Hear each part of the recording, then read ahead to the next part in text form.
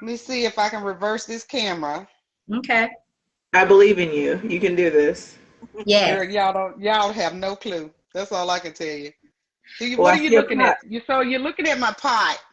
Yeah. So here is some goat, supposedly. So Okay. I have that, and Okay. then this is supposed to be. Okay. Still cooking. Well, it should be. Well, it's just on just the tenderized, but this is supposed to be some African style chicken, flavored chicken, and I have jollof rice. Oh, now that looks good. And then, of course, we had to have some corn for us American people. Yes. Man, I'm y'all about to showing get on DoorDash real quick. Hold on. y'all showing out. Man, You know, they got Well, platters. Hey, look, this all I got. Look, I got vitamins over here. Okay, me Wow. too. Y'all want some vitamins? no, not right now. We'll get it out of the nutrients and the charcuteries. Yeah. So just so y'all know, Yeah, that's how we started off. Experiment. Jermaine and Tina, since this is your first discussion, we, depending on the book that we read, we go with the theme of it. So that's why I wanted to make something, African traditional, and Mandy did too. And I like to dress into it if I can. I just happen to have had this somewhere. I found it. I was looking for it for a minute, and I found it.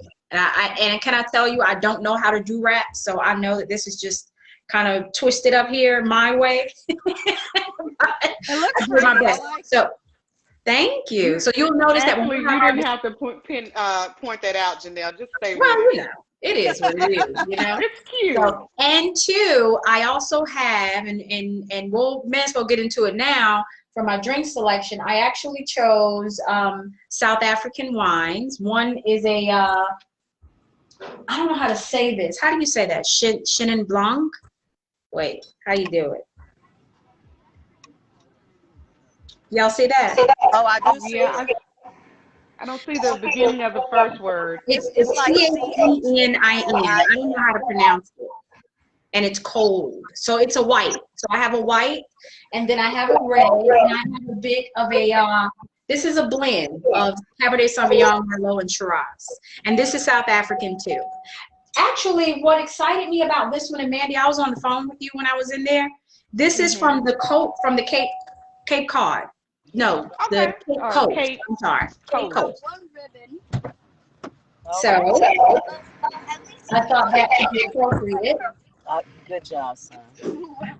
And yeah, that's it. And I got my normal charcuterie, cheese, crackers, chips and dip. Y'all know how that go, a little chicken here and there. So yeah, so when we do our discussions, feel free to go ahead and set yourself up, in theme. And Okay, it makes it fun. So I did come trying to get in the spirit. There you Got my go. little, and then I've got some. It's not that is. African, but it's black. Little Uncle Yeah. Nearest. Little Uncle Nearest. Okay. So we're gonna go What with you say? that. It ain't African, but it's black. It's black. We from the continent now. I don't know where, but somewhere. Yeah. Exactly. So just so y'all know, future forward when we do our discussions, that's how we like to do it. We like to have a little theme going on with the discussion. Speaking of which, it's 6:06, so one more minute and we'll get everything going. So I assume everybody in here finished the book entirely.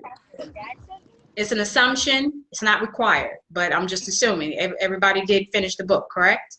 You can assume correctly. Yes. Very, very good.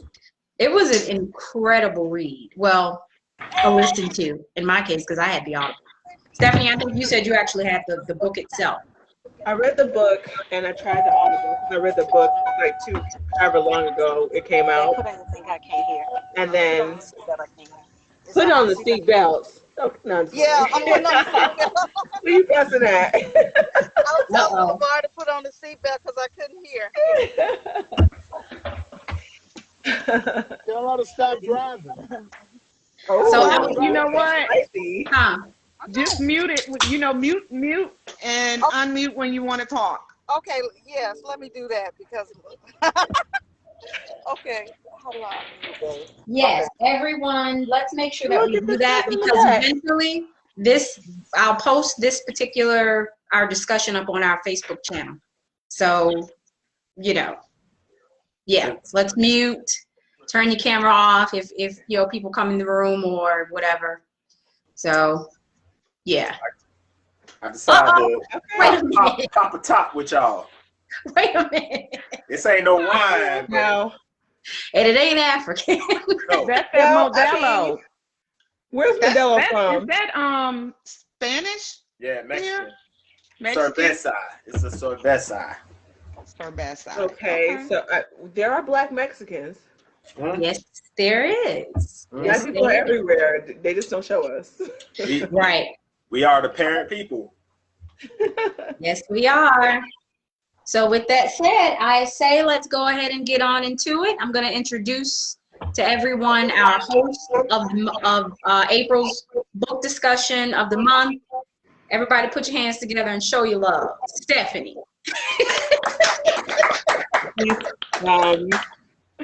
I love it. Hi, Stephanie. Oh, Great hello. book choice. Thank you. I'm over here socially awkward. I don't know Okay. what to do right now. So, thank you. I guess to intro this book, I like this. I love this book. I think I mentioned this before we kind of got started, but I have a huge affinity for things that are historical, things that deal with lineage. You know, I've tried to trace my roots, and I can only go back to on my dad's side, I can go back to my great grandmother or grandparents. Mm-hmm. On my mom's side, I can go back just to my greats. But then it gets a little wavy. Like I might know my greats, but it's a little, I don't know. I know their names and stuff like that, but like records just get I can't go back that far with a lot of people. So, you know, when I heard this book was coming out, I definitely wanted to read it because it's just even though it's fiction, it is a story about how we kind of arrived where we are. And so that's something that's super important to me. And it's an area of interest for me. So I'm always going to look for or enjoy books that kind of speak to that experience. And, you know, I've found it in other books, but I've never found it with people who share my experience. So that's why, you know, I wanted to share this book with other people because I thought it was just a really good read and it was a really important read for me. So that's how I arrived at this book. Nice. Great. Well, I'm glad that you chose the book because actually it gave all of us an opportunity to dig into, you know, just some of the things of how we kind of arrived in America from Africa, you know. So those things are very important, and it's great that you know you do have a nick for that.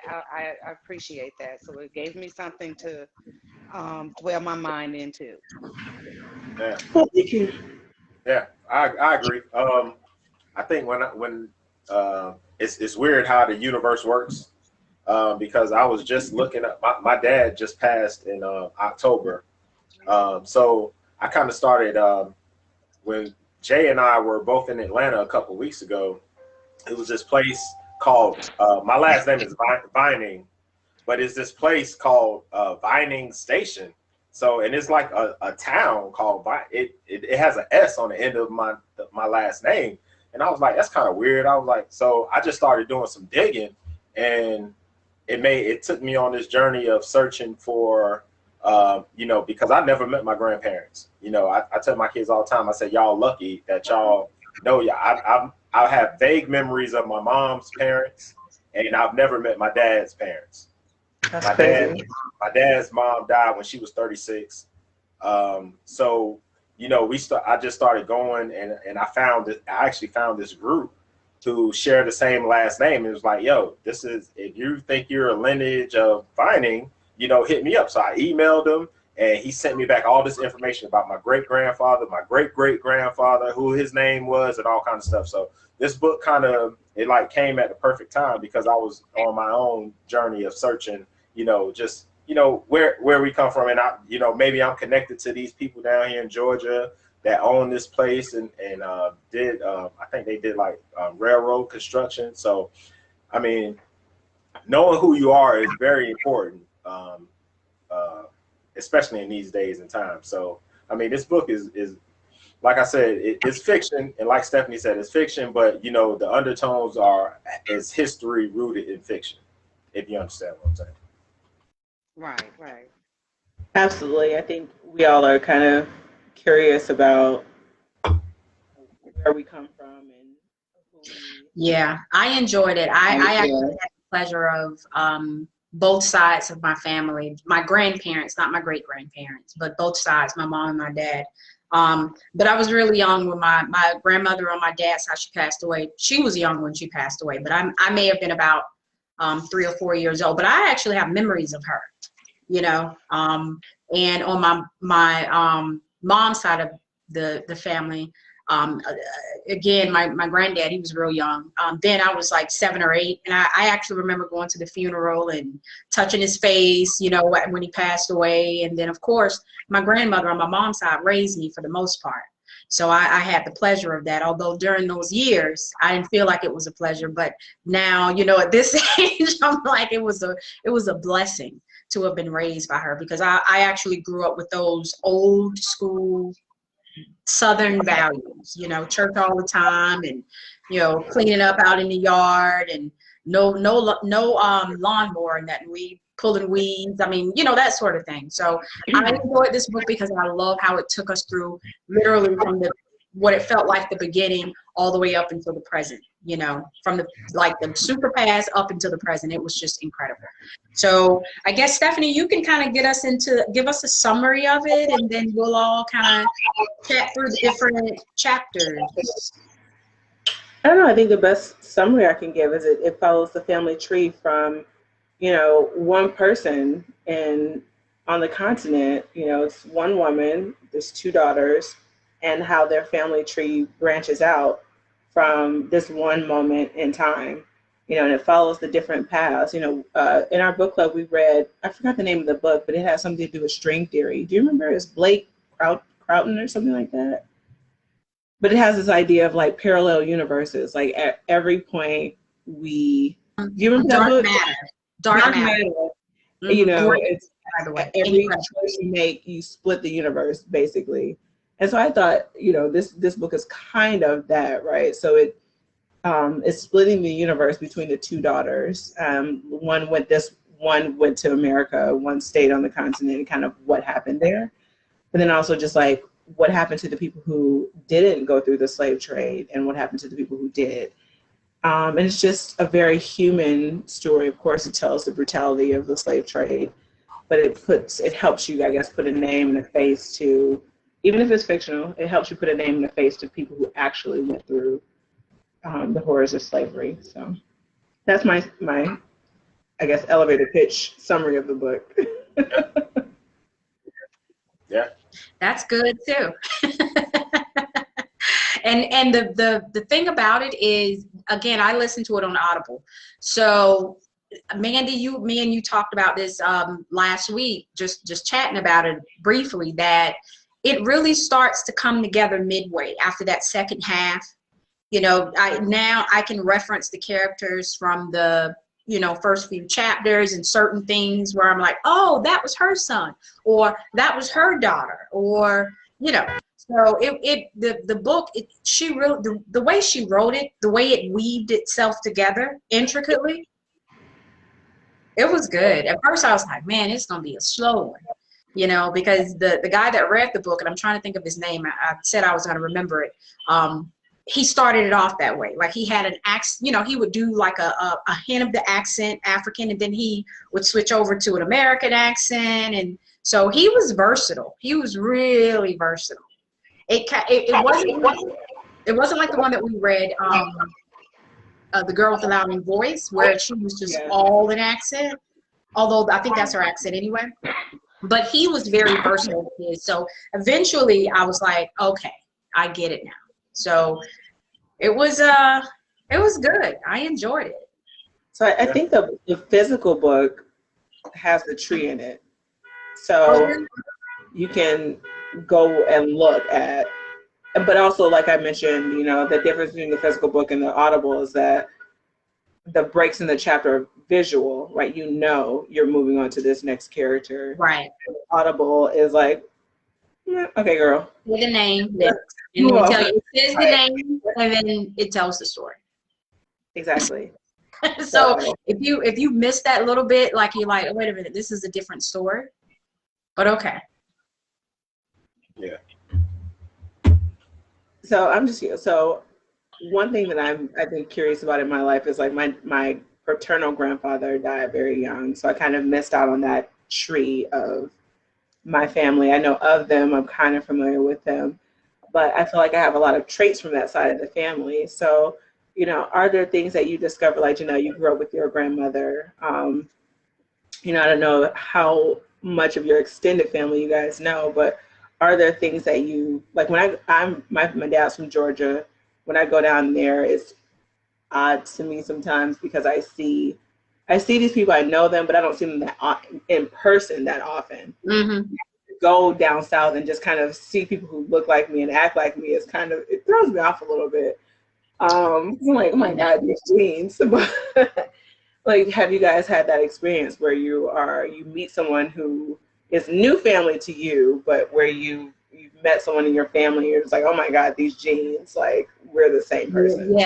Yeah, absolutely. That, I mean, although both sides of my family were, you know, Southern, except for my granddad.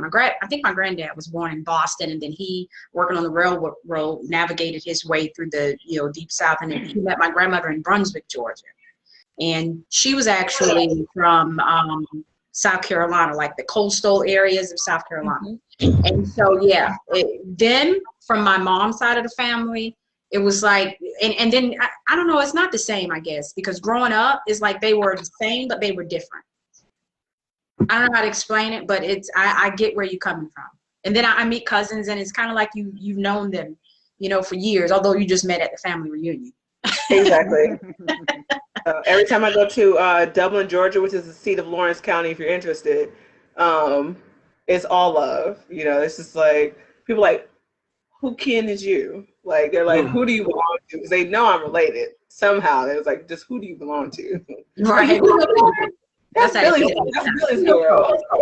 That's Uncle Willie's son. Listen, well, I know my daddy's name is Willie.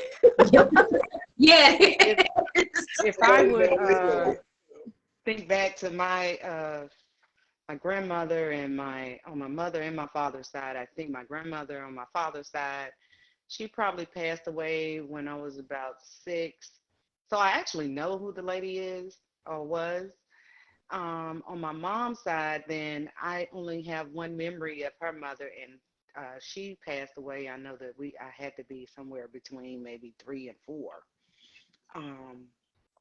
And then as far as I had a relationship with my mom's dad for, you know, maybe till I was about 12 or something like that, and then he passed. And my dad's dad, I have no clue about him. But it's kind of like now my immediate family, I come from a large family, so I'm number 11 of 11 children. Really? So are you the youngest? Were you the youngest? Or do you have younger siblings? I am the youngest. You're the youngest, and so, you know, that in itself was a big enough family. You know what I mean? Yes. Can I ask you, what's the age range? How old is your oldest? The oldest now is in their 70s, and the youngest is in their 50s. Mm-hmm. Okay. So, yeah, you know, it's that, and then on my dad's side, there's a lot of cousins and all kind of stuff, you know. But I don't deal with them. I never have, even when I was a kid. My mom and my dad got divorced somewhere. I think I was probably about 9, something like that. So my brothers, they always go to my dad's side, and they know everybody on that side of the family. I'm the one that stay home with mom. So I know them by face and name, but I've never really truly interacted with them. And that was just more by choice than anything else. Okay. Nice. So, yeah. No, I can definitely understand that. Like, I'm super comfortable with my mom's side because everyone is around my age. And on my dad's side, for whatever reason, everybody around my age are boys. There's no the closest girl on my dad's side to me is about 12 or 13 years older than me. So I Mm, mean now it's okay, right? Because as you get older, the age gap seems smaller. But right.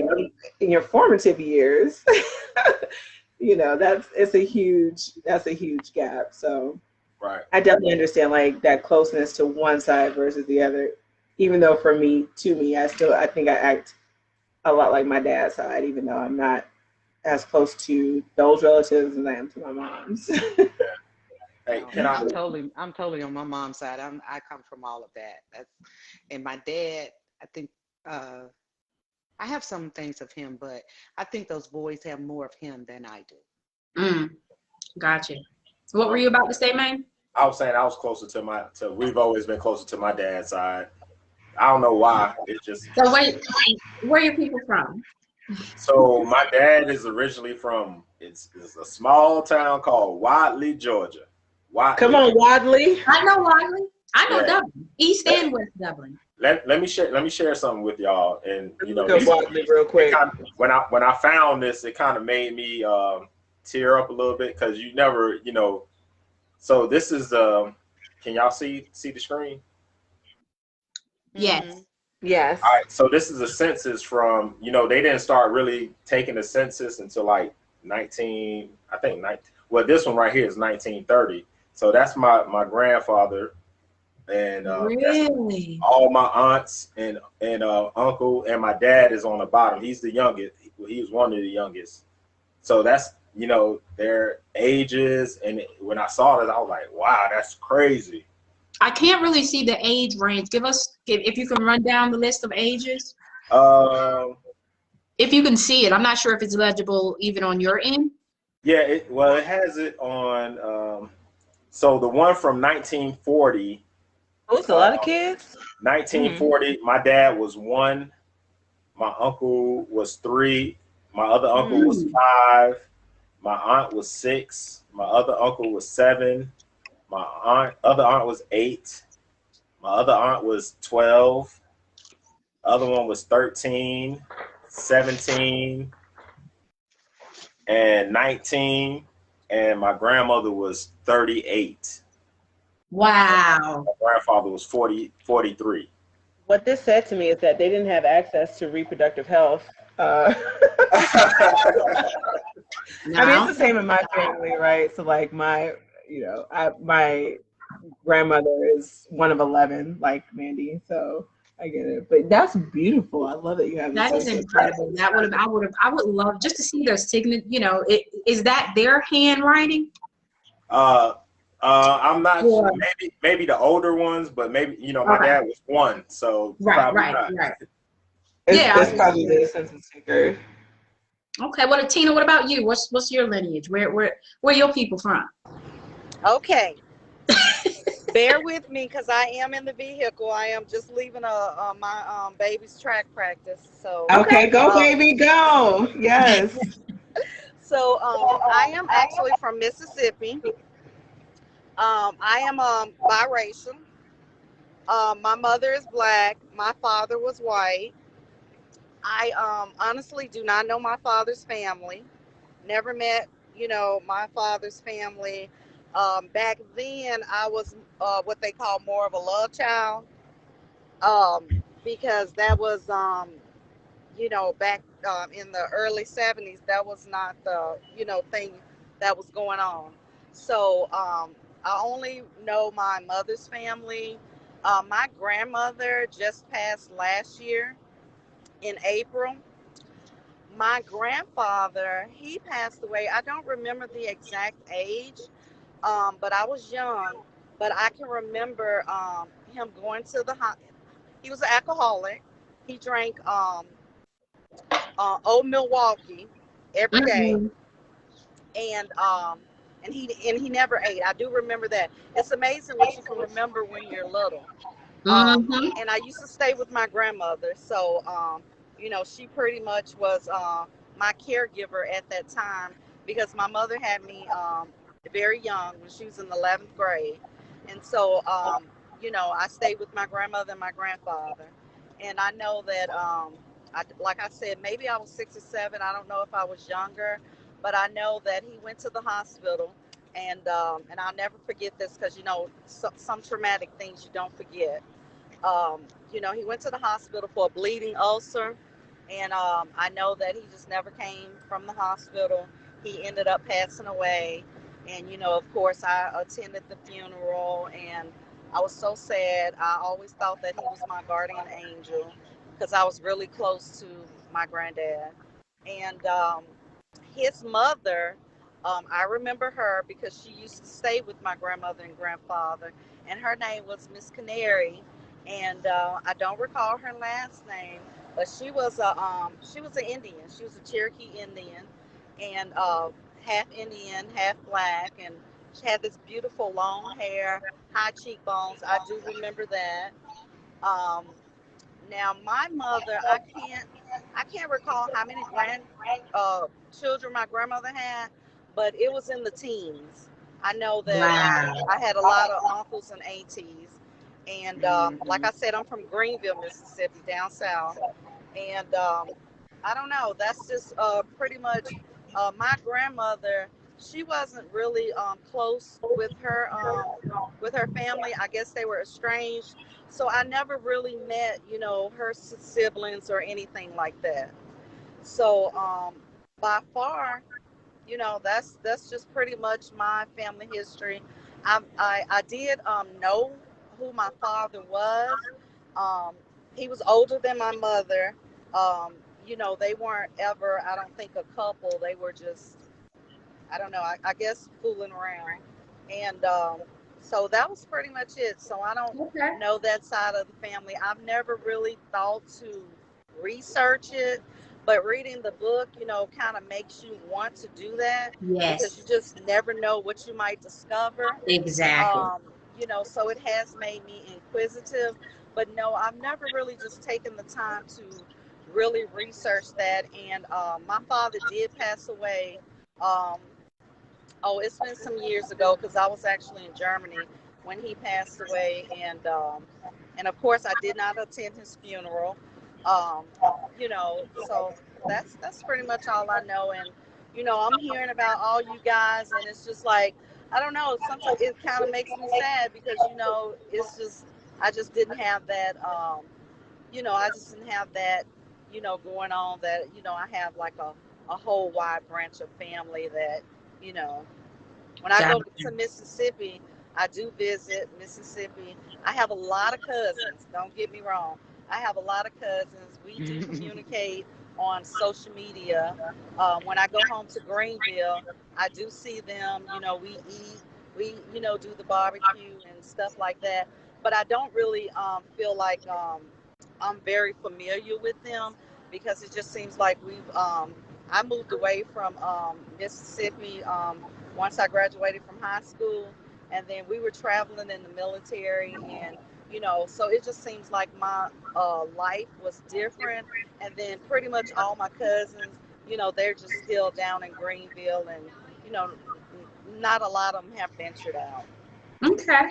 No, I definitely Yeah. understand that because I think like my on my dad's side, they had family land, and I think the original intention was for as you got married, you would just move out of one house Mm-hmm. next door to Right. another house. You Yep. still have land. Yep. So even my cousin, who's basically wife, like that's how her family operates in Alabama. So I think it's for my southern relatives. Not a lot of them have ventured out of Dublin, Georgia. So I can definitely understand that. And I'm really sorry to hear, about your lack of connection to your dad's family. Yeah. That's really sad to hear. So I'm sorry for it to hear that. I'm sorry. You know what this book also it highlights the involvement of the Africans in the slave trade, but Mm-hmm. it also especially in today's time it shows you how far back capitalism actually goes. I mean, Yes. talking about 1700s. I mean, so it does a good job explaining how greed and segregation drove the leaders to engage in business with the white man.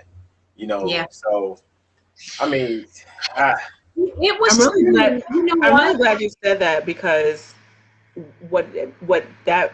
Thank you for bringing that up because what it made me think about when I was rereading the book or listening to it again is Mhm. how white men forced marriages onto the Native Americans to have Right. claim to, right? So I feel like even going to how Africa was colonized, the continent of Africa was colonized, Right. intermixing was now they have a right to lay claim to things, right? Because like, well, that's my son. So my right, son or my Right. daughter or, like I have a right to this right. Right. resource Yeah. now. And they've So done that I all over thank the you for world. bringing it up. And they've All done over it. the world. All over the world. Yeah. They came to North American continent, did the same thing, almost the same thing. So Exactly. So So thank you for bringing that up. yeah, no, that's actually a really good point, and that kind of leads me into so we do, as having this discussion, I decided that maybe for this one we'll do something a little different because this book it's very it's intricate, and if you listen to the whole thing, it, like I said earlier, it starts to weave itself together. So I'm going to read this, and then I'm going to just put a question out there, and then we can kind of go around and answer that question. And of course, if anybody's watching live, there is a link that you can click if you want to join into the live discussion. You are more than welcome to do that. So Homegoing follows, like you said earlier, Stephanie, parallel paths of sisters and their descendants through 8 generations, from the slave trade of the Gold Coast to the plantations of Mississippi. Did you pick up on that one, Tina and Mandy? Yeah.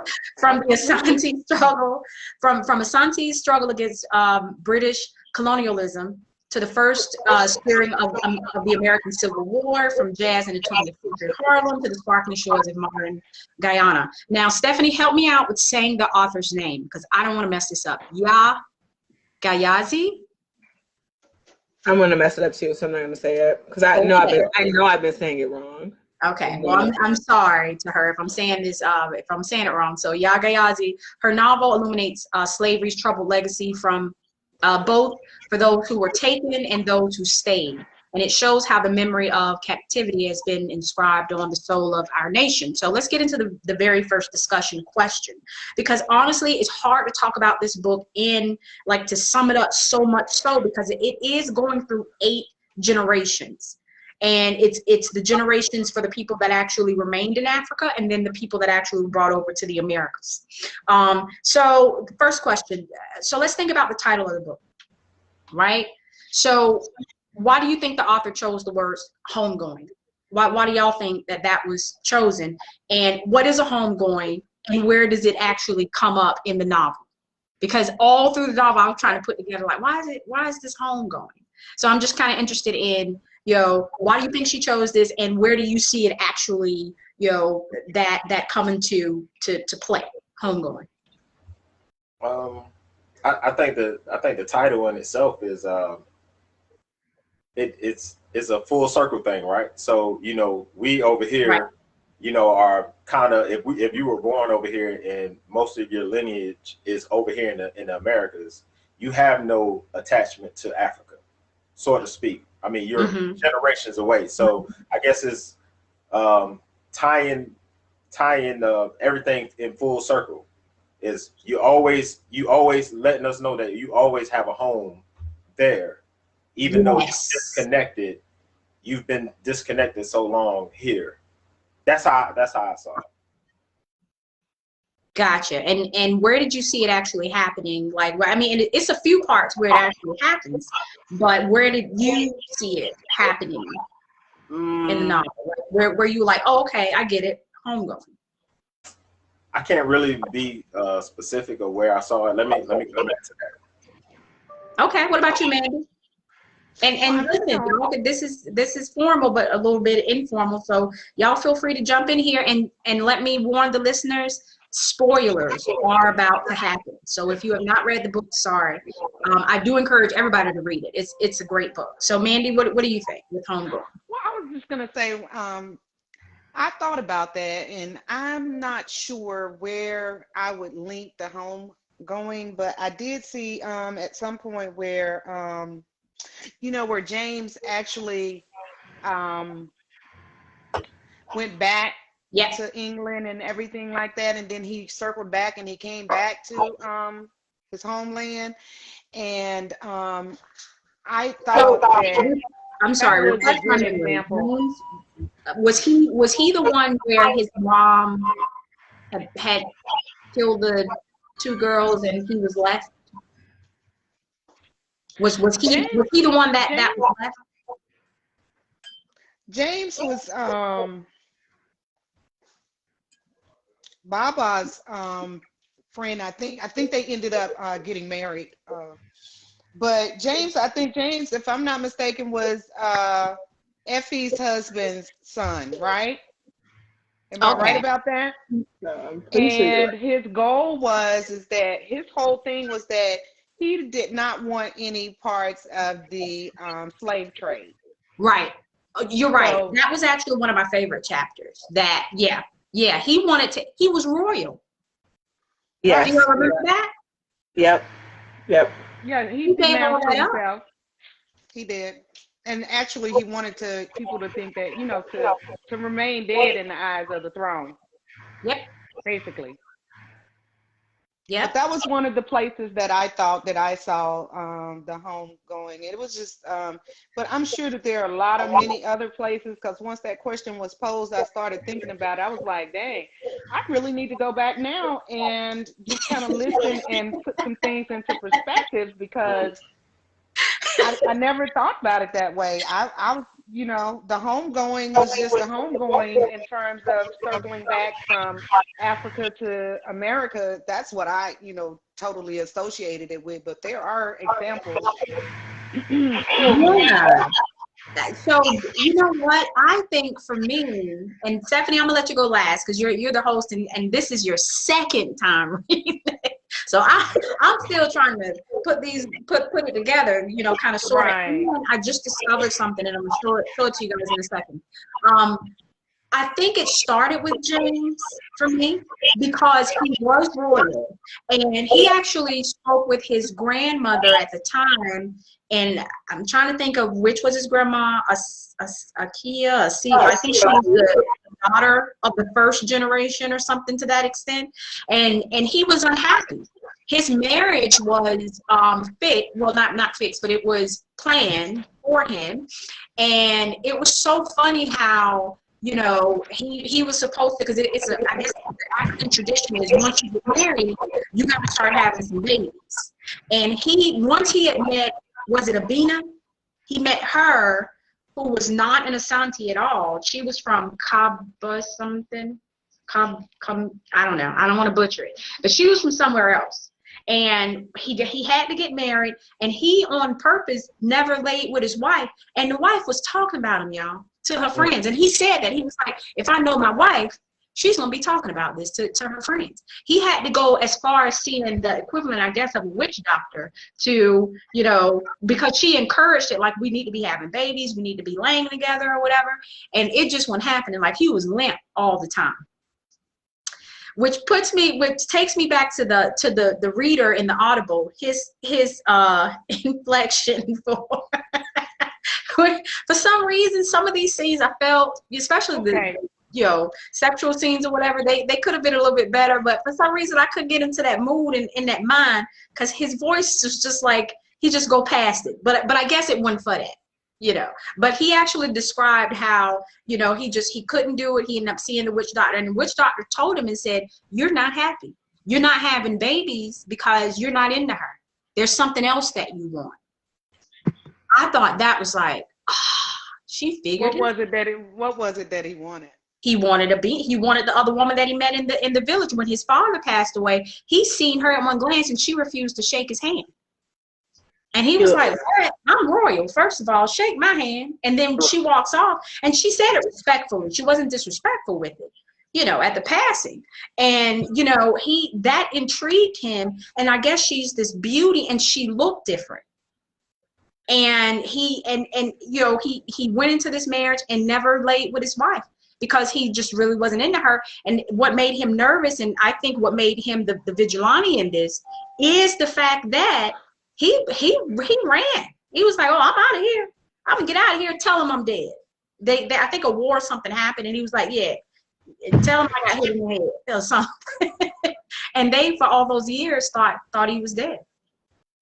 So that, to me, that was the first homegoing, especially after him and the new wife had kids, you know, and they moved out to a village that just didn't flourish at all in whatever the resource was. So for me, homegoing was or is a return from which you came, right? So Right. when we have homegoing celebrations, you're celebrating your loved one returning to, it's ashes to ashes, dust to dust, right? Dust You're to returning dust. to which you came. And so that's why I think the book was entitled Homegoing. It's you are returning to where you are from. And in this instance, where we're from is the continent.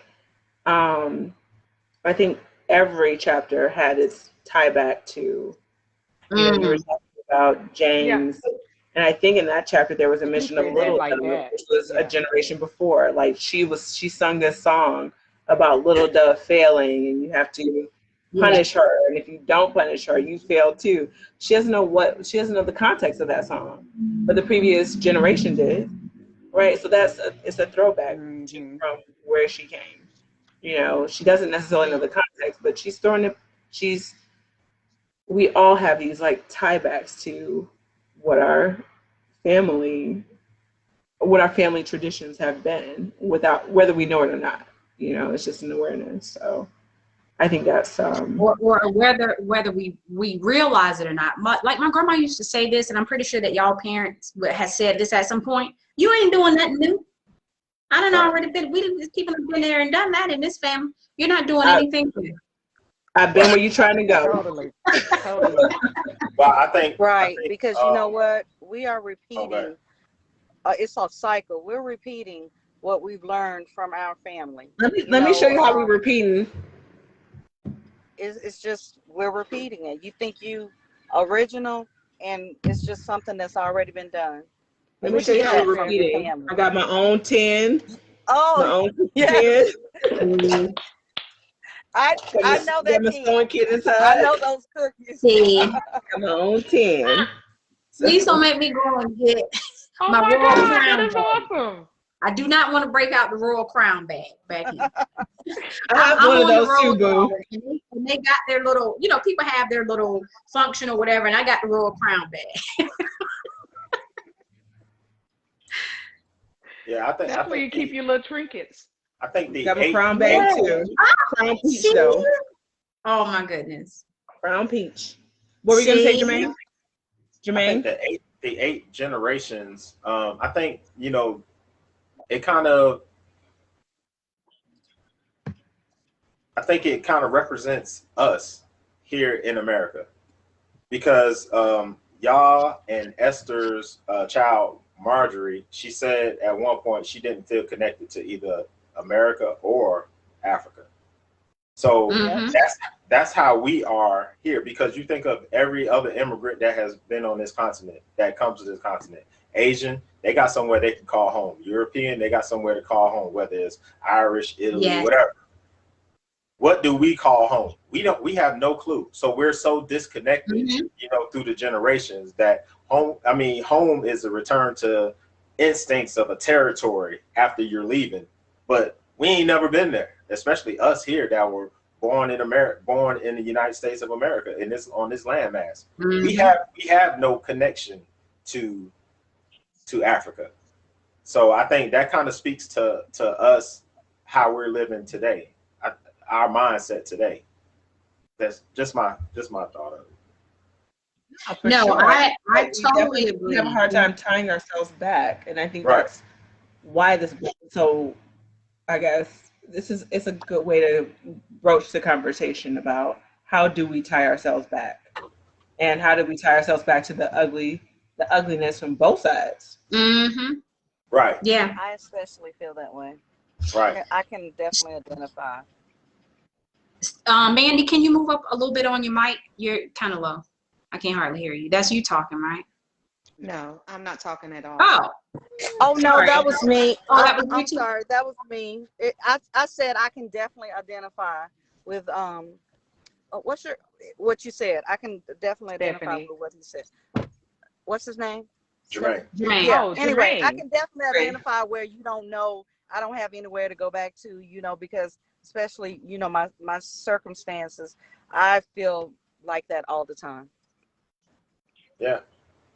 And, Yeah. and including the fact that we've been taught a lot here in America, especially through our schooling and our education. We've been taught that a lot of us, I mean, truth be told, a lot of us were here already on this landmass in North America. It was Absolutely. already here.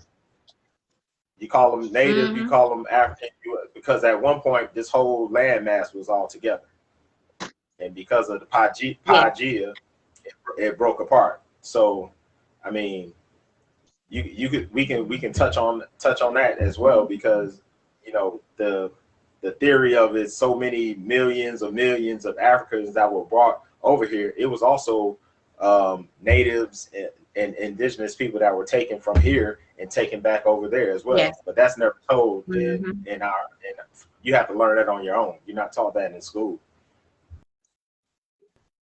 Absolutely. So y'all, I'm sharing the tree. So I just found this, you guys, for those of you who have Audible, it did come with, and I just found it. I mean, literally, because I'm like, man, there's no tree in here, nothing for me to connect it. So I found it. And so that's what I'm showing on my screen. And it starts with, how do you say her name here? Mame? Mame? Mhm. Mame. Yeah. And now Cobb, wasn't he white? Wasn't he the one that took Effie or somebody to the castle? Who took who to the castle? Yeah, actually, if you go back, that was James. Effie married James, the white slave Okay. trader or whatever he was. Okay. Okay. And when I mentioned James in the book, that was actually James Jr. Really? That I was referencing at that point. Okay. But Okay. Who was the so that was the original suitor. Okay. Awesome. Yeah. So I'm gonna also post this, y'all. When we post the video, I'll post this, because this for me now puts everything in a bit of a perspective. So You can see Mandy, things a little bit clearer. yeah, Mandy, you're actually talking about James Richard Collins. Yes. Right? That's the original. That's the first slave trader that came through there. So he was throughout the book. Yeah. And that's who, and this is the name that I mess up, is Akusawa.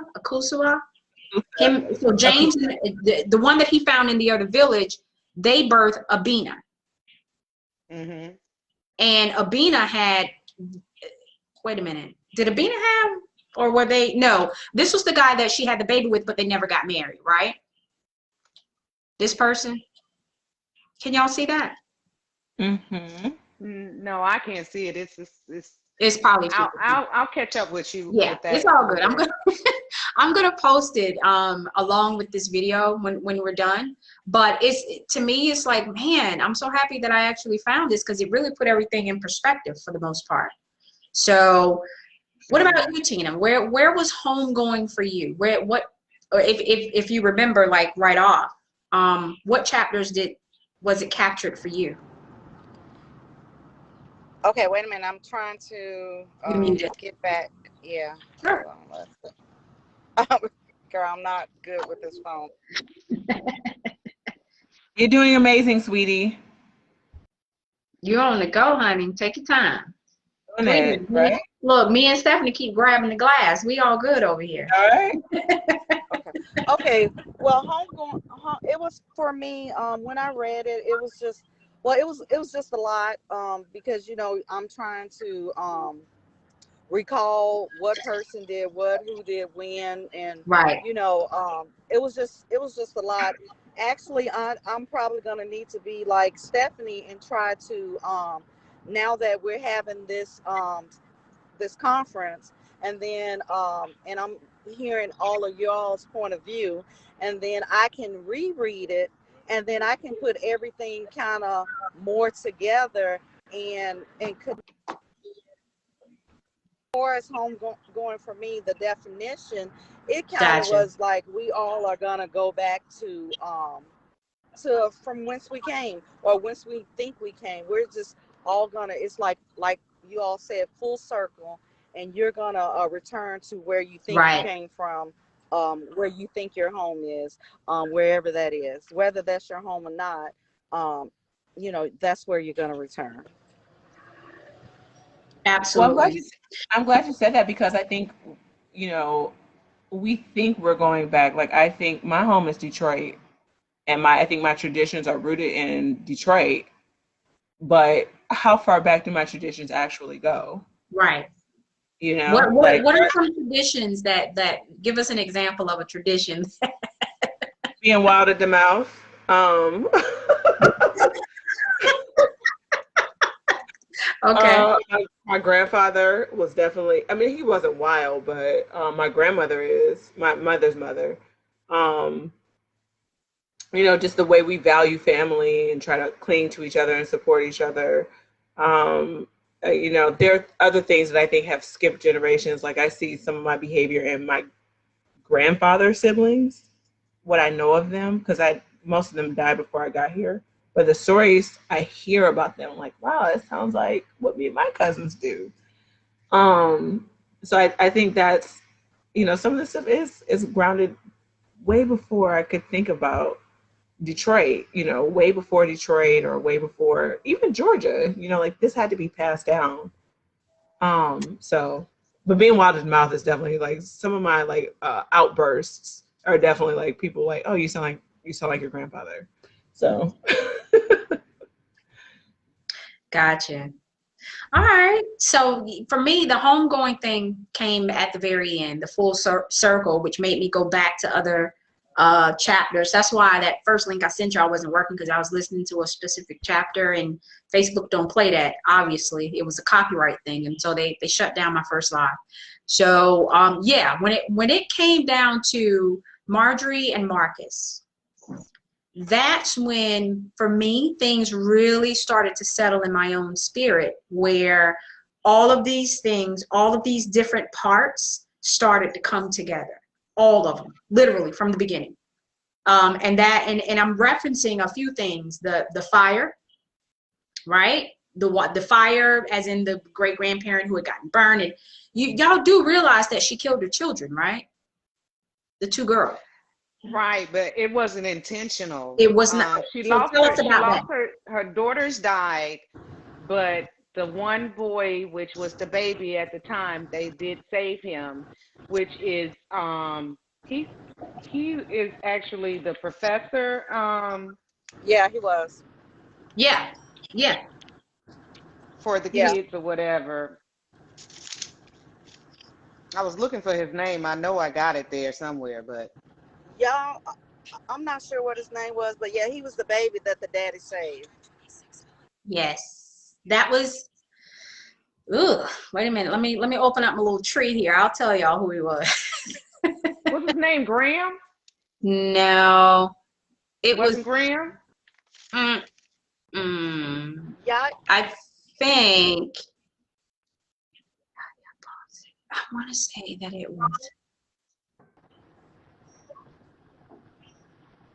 Oh, it's Yawi, whatever you call that. yeah, Right. However you See, say I that. said yeah, yo. Yeah. yeah, yeah. That's It his was y'all. name. Yeah, Yeah. yeah. Yeah. He was, yeah, it was definitely y'all. I just kind of felt like his name was somewhat different in the end, but maybe it wasn't because yeah, he was sent to, was he the one sent to England? I don't Remember know the if he was. missionaries? I don't know if he was She sent to England. He just was. I know his dad sent him off to be educated, and he yes, became. I don't. I forget what he became, but yeah, that he was the baby that was yeah, saved, and the two girls did get burned up. Yeah. you know, And Janelle, he was angry. You just reminded me of something that Well, I meant to bring up in this conversation as well. Is that mm, like I think a lot of the people, some of the characters had African names that eventually got Americanized. yes, That happened really, I think, early on. But how many of us have relatives that we don't find out their actual names until later, right? So everybody got an auntie this or auntie that or uncle this. And then you're like, wait, that's not their name? What's their name? Right? Like, I have an Auntie Jean. Her real name is Martha. You know what I mean? Yeah. Yeah. That would have been Even it. with I got my an Uncle oldest June. His sister, name is we really don't call her by her name. We call her sister. But her really. name is Exactly. Mary. You know what I'm saying? So And in my other words, oldest we doing brother, that over here. We like to we say call him Junior, but that's not his name. His name is Leo. You know what I'm saying? So we get comfortable with the little nicknames and things of that nature. Even my own son, I don't call him by his name. I call him Maine. You And I know? feel like that Leo. happened like I'm sorry. Let me correct that. I got my uncle Tat. We call him Tat. That's Tat is Hey, cute. not his name. His name is Henry. hey, Mandy, you said that I got an aunt named Sister. I have no idea what her real name is. True. Well, you better find Really? out. I don't Even know. to this day? That's what they call her. They call her Sister. I never Yeah. asked my mama what her real name is. I just went with Sister. Sister. Okay. I got a sister named Sister. Well, Yeah. Like, who do some country ass shit when like I was that? coming up, when I was coming up, That reminds me, y'all's mom, the eldest daughter, her American name was Deborah. Well, I wouldn't say America, but the English name was Deborah. Do y'all remember that part of the book where she started in school and she started to be able to write her name, and she wasn't writing her African name. She actually was writing Deborah because it references and says she had learned to write her American or her English name. There's also a part of the book, Dwayne, and I'm surprised you didn't bring this up, that where they say, what's the first thing that you do to, and you correct me with this, how do you actually put people under a certain type of mindset? What's the first thing that you do to them? Oh, that was actually Black people that brought that up. Change their name. You changed their name. Who, Stephanie? It was Black people who, I thought it was Black people who started doing that because it was, how do you train a slave? That's it. And it was Little Dove with the water bucket on her head. Mm-hmm. But that actually, I might have the order of operations wrong because it may be a little bit. There was another chapter where the girl was beat for speaking her native tongue. Mm-hmm. And so either they're side by side or I have the order of operations wrong, but I think she introduced it with the Black characters first. Yeah, Jermaine, I'm surprised that you didn't pick up and bookmark that chapter that actually talks about what's the first thing that you do to somebody to get them away from their own heritage, from their own people, from what they know. The first thing that you're going to do, you're going to change their name, which kind of pulls me into the chapter of H. So my next question is going to be, how did y'all feel about H? And I think H comes in the second part of the book. Y'all know who I'm talking about? The coal miner. He went and did prison time. Yeah, the sharecropper. Yep.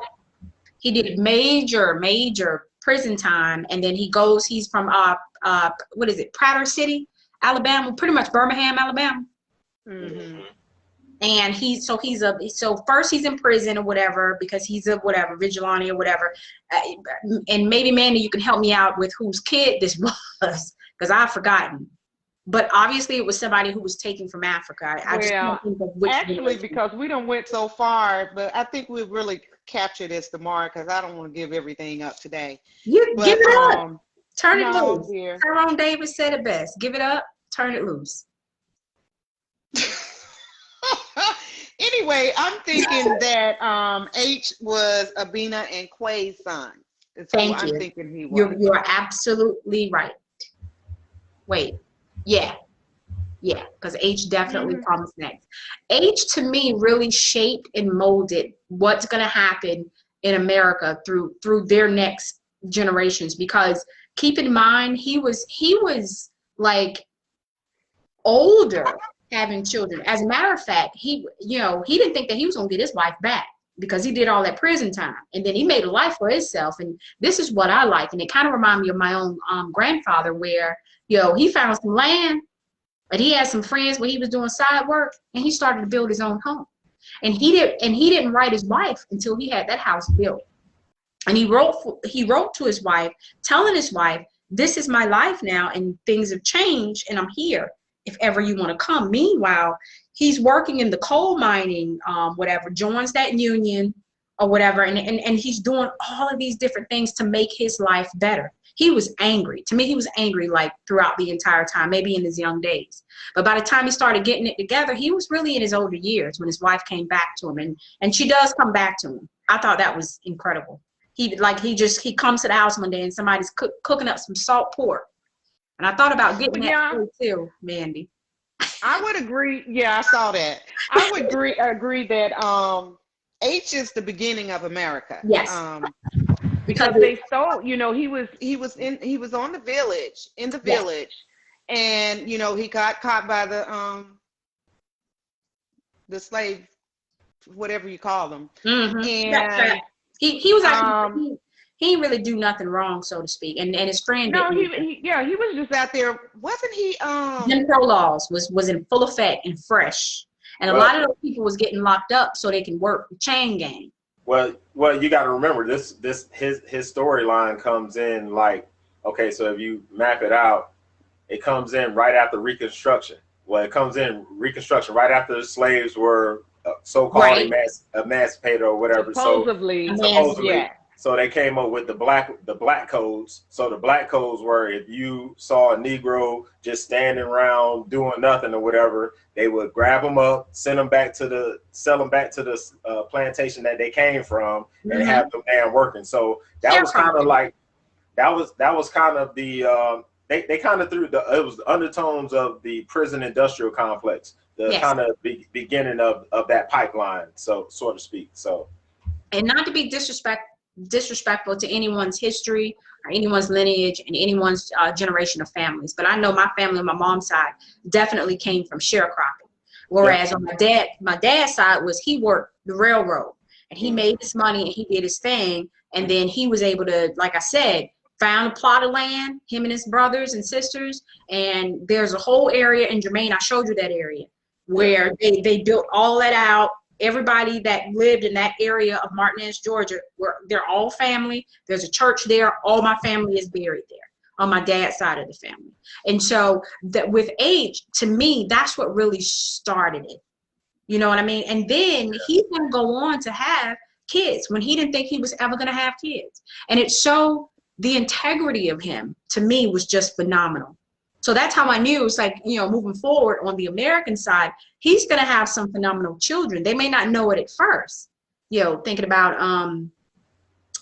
Willie, you know, his daughter, because Willie was one of his daughters, right? Correct me now, y'all. Yes. Yep. So, and then Willie's son, who's, you know, by that time they done moved to Harlem and this, that, and third. Willie's son gets caught up in the whole, you know, heroin, whatever. So the way the author transitioned the generations on the America side, I'm sorry, it was just so like, Well, I think that if we would even, and like I said, I really try to save some of this for tomorrow because I'm going to find myself repeating the same stuff. But, you know, so Willie married Robert, and Robert was the guy that could pass for white. Yeah. And so, you know, the problem I had with him is that how you gonna leave your wife? I understood that it was the difficult choice for him to try to, you know,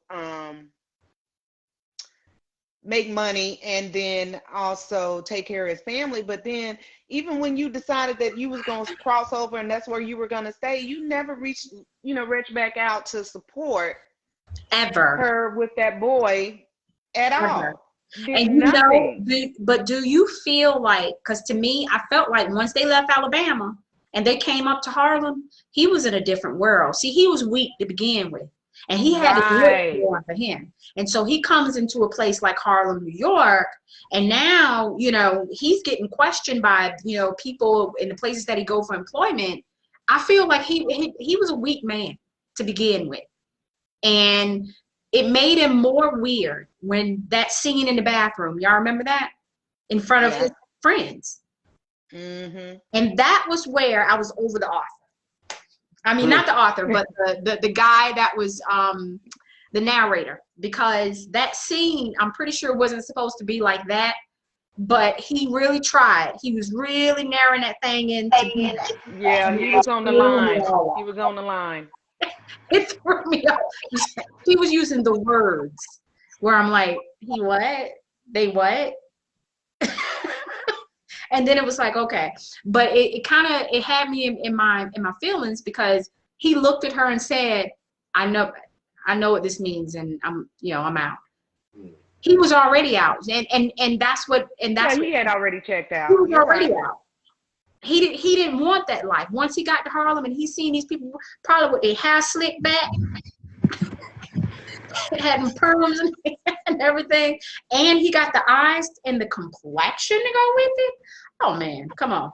Well, yeah, but I mean, even I don't know about the hair thing, but he was already able. I mean, everything about him he could pass for the other side, yeah. And he understood that, but he never realized what it could do for him until they actually got to New York, and then they saw things. He saw how he could grow and leave the woman behind, because he says that he just wasn't able to deal with that and disappointment, all the disappointment that she was seeing in him is the reason that he chose to leave.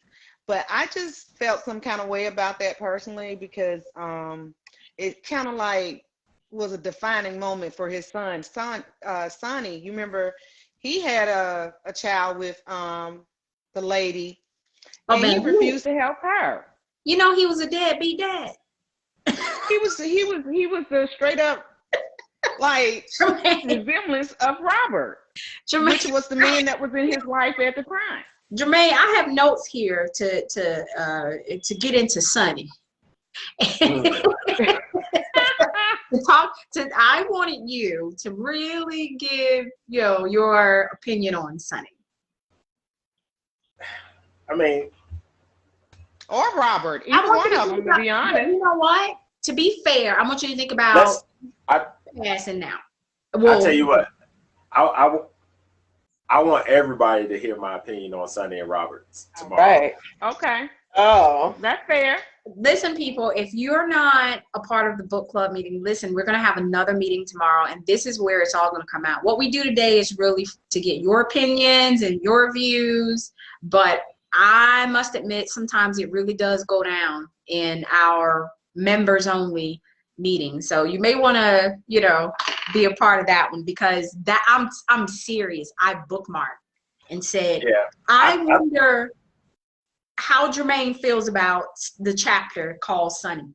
I took some notes. I took some notes on that chapter and y'all's chapter too. Okay. Mm-hmm. I call myself, honestly, I dabbled a little bit in each one of them, just to try to position them in my mind. Was the easiest way for me to follow along. Mm-hmm. But there were some real moments in there that I was a little frustrated, and I just kind of felt like, wow, our people already been through enough, and then for our own village people to be selling us, that was just, it was business. It was business, but it was very poor. I mean, I'm not on purpose trying to sound harsh, but the one thing that I want people, it's sort of like how Main One and we do a different show. It's called Unplugged. Y'all look that up. It's on YouTube and Facebook. But I really want to have my unplugged moment here, because reading this book kind of brings it to that, where it's like when you're in school and history goes through, slavery, there are a lot of things left out. Oh, absolutely. Left out. And so let's go ahead and call it what it was. As I understand it, it was business.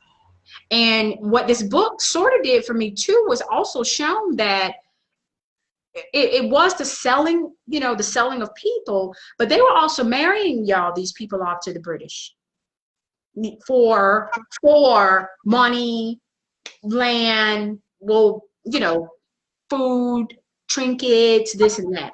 So get the full picture before you know, Broad don't go PG. by what's in this high school curriculum, or in some Yeah. cases the college curriculum, unless you're just like a history major. But definitely dive deep into our history. And Stephanie, you said it best earlier, like that's not the part that they're teaching us or Right. telling us. Right. This book, if you read it, And full that's circle. why I said 5 or 6 years ago, this book would have read differently to Yeah. me.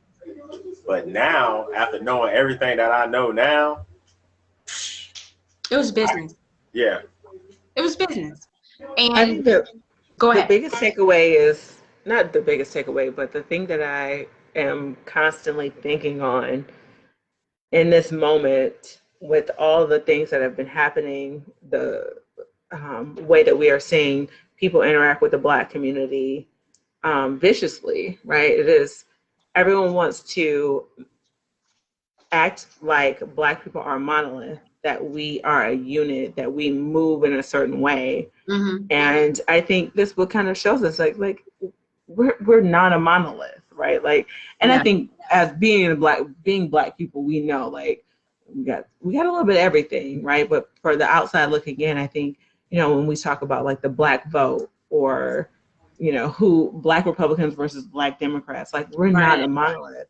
And even historically, when we look back, you know, when we talk about slavery, like, hey, it ain't Black versus white. There's a lot of things that happen in the middle. Exactly. There's a lot in the middle. There's a lot of middle that There's a people lot in the middle. don't know. So there is no way to draw a line anywhere between Black people, because there's sorry, one other thing that I think is that a lot of people think in absolutes, like it's one or the other. And I'm like, Right. there's a lot of, like, it's not zero sum. There are a lot of people who did good things for bad reasons and bad things for good reasons. And I think that's the sum of slavery. People thought they were doing the right thing in that moment and had no idea or no foresight onto how bad But that decision was. But I think the European, when they came over and they saw, because you think about it, okay, if you got a village and your village may not like this village and y'all go to war or whatever, and you may take prisoners of war, and it may be your wife or whatever like that. They came over there and perverted it and said, well, you probably can make money off of this. And in turn, and then, I mean, make money, your village's food, your village's resources, it's a trade. Right. Right. So and yeah, we're gonna go ahead and start wrapping this up at this point. I guess my last question would be to pose, you know, overall, just really overall, knowing all of the generations and how things started to come together and how things weave themselves together, and in the end, how did you feel about Marcus and Marjorie and how they went back to Africa? Because notice they went back to Pratt City, and he felt uncomfortable there. I think it was, if I'm not mistaken, y'all correct me now. He was uncomfortable in Birmingham and, well, Pratt City. And then she has the idea, well, hey, you know, like right after her grandmother had passed away, he's afraid of the water. Let's go back over to Africa. And, you know, I know of beautiful beaches and beautiful, you know, this, that, and the third. And they went back. How did y'all feel about how the novel ended, is my question. Well, so in general, I think the topic of going back to Africa is ongoing. You know, I started with Marcus Garvey, which is I live off Marcus Garvey. He is mentioned in the book, by the way. And then you have someone like current history, like Stevie Wonder and Dave Chappelle are talking about moving to Ghana because they just want out of the nonsense that is happening here. So I love that it's kind of brought back to we can go home. It is an option, and I'll just leave it at that. I like how it ends. I liked how it ended, but I feel like I want some more. because it was well written. It was a good storyline. It was going through those generations. You know, just like earlier, we're reflecting on our own families. I wanted more of that. I wanted so much more. But the way it ended to me was it was bittersweet, and it really brought things together for me. What about you, Mandy? I would agree with you wholeheartedly. It was awesome to see him and his wife be able to travel back to the places that the parents come from. I don't think they were Um, married at the time. I um, think he's working on his PhD, and I'm not sure if she's working on her master's or PhD. Were they married? I don't think they were married. I think they were married, if Okay. I'm not mistaken. But Again, I'm we'll always check saying it. this, But y'all. Correct me anyway, if I'm wrong. I don't know. I think I thought they were. I can't say for certain. But the thing is that, to be able to go back and have an experience of where your parents and so forth come from, and then even to go as far as to old lady, that was awesome for the book to end there. And Wasn't that she was amazing? alive throughout the entire novel. So I would like to congratulate her on that. I would have been very sad if he didn't, get back there and at least just see. I do believe. Yeah, they both had these very parallel, intricate pasts, both. And I thought it was incredible for him to come up from his father, being a heroin addict, to his dad getting his thing together. His mom never did, but his dad did. And it just shows you that, we can rise above anything, Jermaine, how'd you feel about the ending? The ending was a little. For them to go back to Africa and to her home. Yeah, I got mixed feelings about it. I kind of got the Color Purple vibe a little bit. Did you really? Yeah, when Celie came, when old girl came back. Nettie, first of all, no, we're not gonna old girl Nettie. Come on now. That's what I won't stand for that. You're not gonna stand for that? Okay, Nettie. No. I hadn't seen the movie in a while, but it kind of gave me that vibe. I mean, I think it ended how it needed to. I mean, I don't think she could have did it. The author could have did any more with it. I mean, that's all I'm gonna say on that right today. Okay. I'm not gonna give all my good. I ain't giving all my good stuff away. Again, people, please. All your good pointers. Think about this being well, that's what Janelle wants from you today. I know she over here taking notes. So hey, Mandy, she taking notes so she can say it tomorrow before I say it. I'm gonna stop it. Tomorrow I do too. I'm sitting here. I'm doing everything I can not to put it out there. Yeah, when it's all of I do believe that the book. I believe that at the end of the day, for Marcus, it was about him overcoming fear. That was the thing that he struggled with the most. And I would pretty much kind of leave it right there, close it on that, because tomorrow I'm going to have a lot of other things to say about that overcoming fear. Okay. Pertaining to his father and his relationship, how he got there. Okay, closing words, Stephanie. And I didn't like Sonny, so I ain't gonna have nothing to say. I think Sonny was necessary, and that's what I meant about overcoming. Yeah, he was your own environment. It was terrible. It was. I'm gonna make y'all like Sunday tomorrow. Again, people, if you're viewing this, think about getting into the actual members only, because that's where it goes down. That's where it goes down. Stephanie, what's your parting words as far as the ending and overall? I think if you're looking for a way to reconnect or connect to who you are as a person, this is an amazing book for you. To use the imagination of the author to imprint on your own life.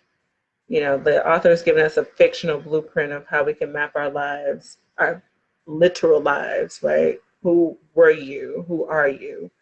And to kind of go back and say, can I can I hit those generations? Right. Can I go back 8 generations? And yes, it might be hard, but there are people who can do it.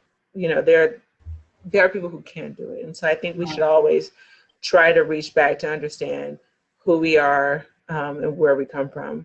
And I think it informs a lot of our decisions about where we're going. So, you know, that's that on that. What I will say also is that Wadley, Georgia is right by Swainsboro, and my people are from Swainsboro as well as Dublin. So, hi, cousin. Okay. Okay. All right. I don't know. Main one. Okay. That's what's up. That's what's up. I don't know. So, but y'all may need to look this up. Y'all might be distant cousins. listen, people.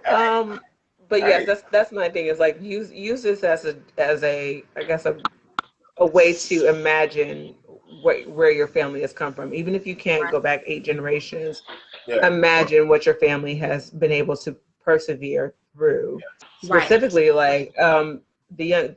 I'm sorry, I forgot her name. Tony, the young lady who dropped Tina. You know, being from Mississippi. Being from Mississippi is surviving that as interracial, her lineage, like that's massive. You know, Georgia, you know, strange fruit, that sundown towns, like we have survived a lot. So, you know, just imagining that, how we've been able to persevere, I think is the part of the book that resonates. The whole book resonates for me. It does.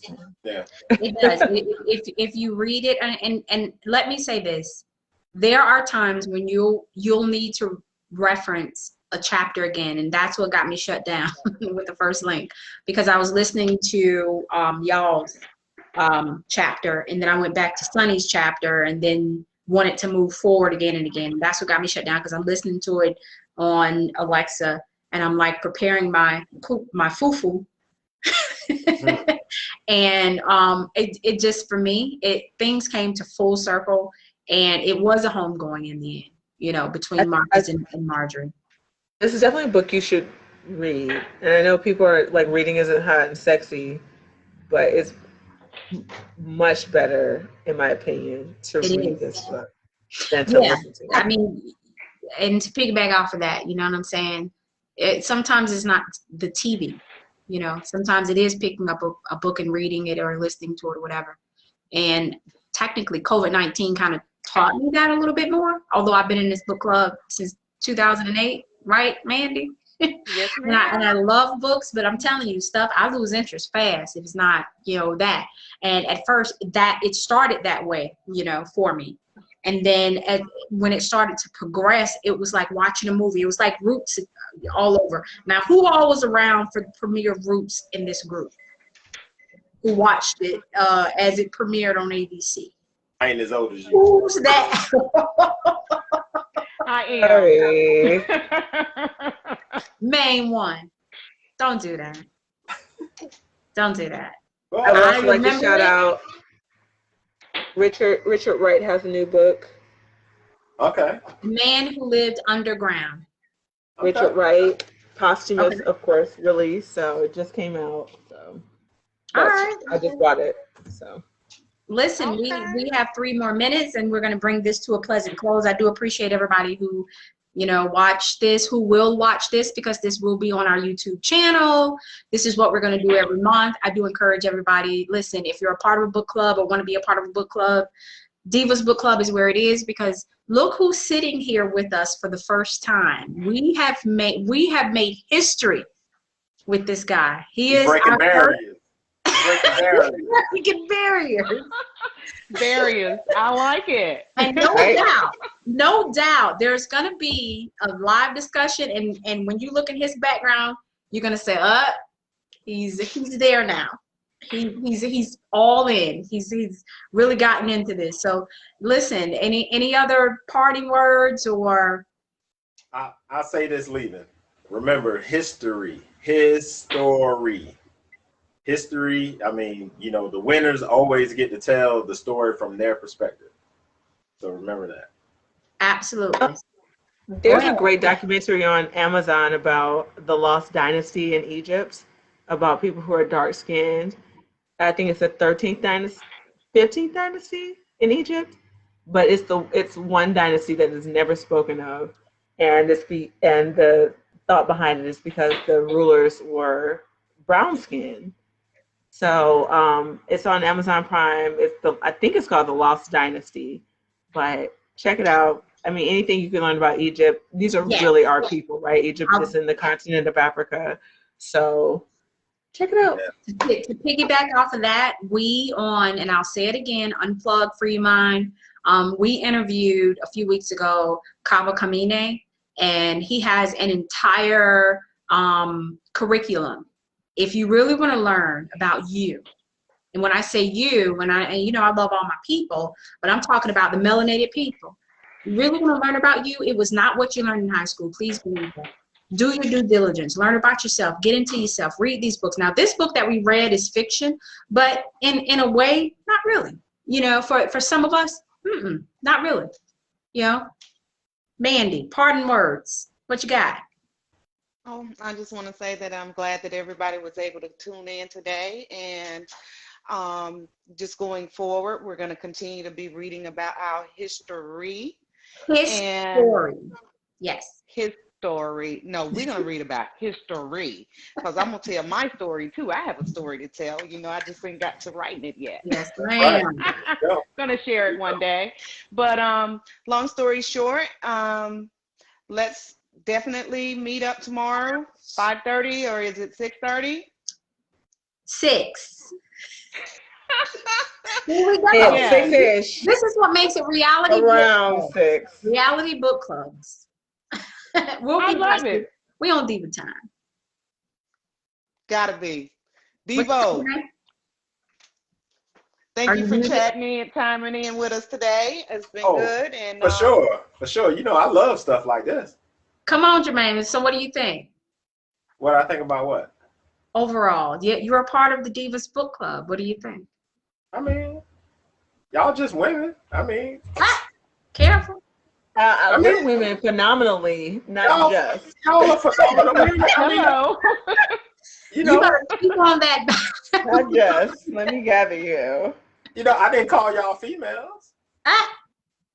Come on, baby boy. You gotta give me some kudos on that. You gotta give me kudos. I didn't say females. And at this point, we have reached the end of our live discussion. Thank you guys for tuning in. Divas Book Club, Augusta, Georgia, New York City. I hope y'all tune in again. Y'all have a good night. Not sponsored by Crown Royal, but we could be. Facts. Sponsor us.